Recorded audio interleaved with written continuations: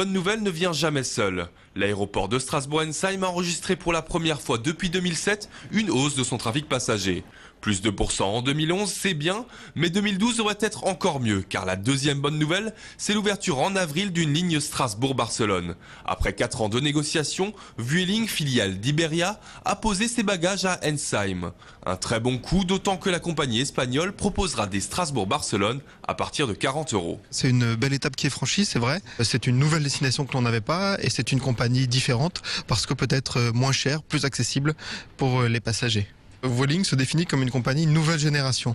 Donc qu'est-ce qui se cache derrière? En fait, j'allais dire prendre le meilleur des deux modèles, le meilleur du low cost, à savoir le prix, et d'un autre côté, les services que l'on trouve dans une compagnie régulière, à savoir la possibilité de voyager avec un bagage, la possibilité d'acheter votre billet en agence de voyage, la possibilité d'avoir des services à bord de l'avion, tout ce qui n'est pas possible avec une compagnie low cost. Grâce à Vueling, Thomas Dubu espère attirer 30 000 personnes de plus dans l'aéroport.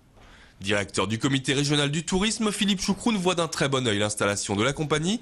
Les Espagnols en Alsace, avec 70 000 nuits d'hôtel par an, sont le 8e marché pour les acteurs du tourisme de la région. Barcelone, c'est la région déjà, dès le départ, d'où proviennent la plus grande partie des visiteurs espagnols qui viennent en Alsace. C'est quand même un public très intéressant. Ce sont des gens qui viennent en général en famille, en petits groupes, qui avaient l'habitude pour l'instant de venir en voiture. Et je crois qu'au regard des prix qui seront proposés par la compagnie Vueling, il y a fort à parier pour que ces gens-là viennent à partir de très bientôt en avion. Ainsi, le comité régional du tourisme s'active déjà pour promouvoir l'Alsace auprès des tours opérateurs espagnols, de la presse et des décideurs en tourisme d'affaires.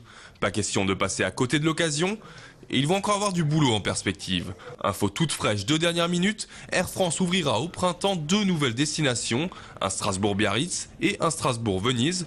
Voyez, une bonne nouvelle ne vient décidément jamais seule.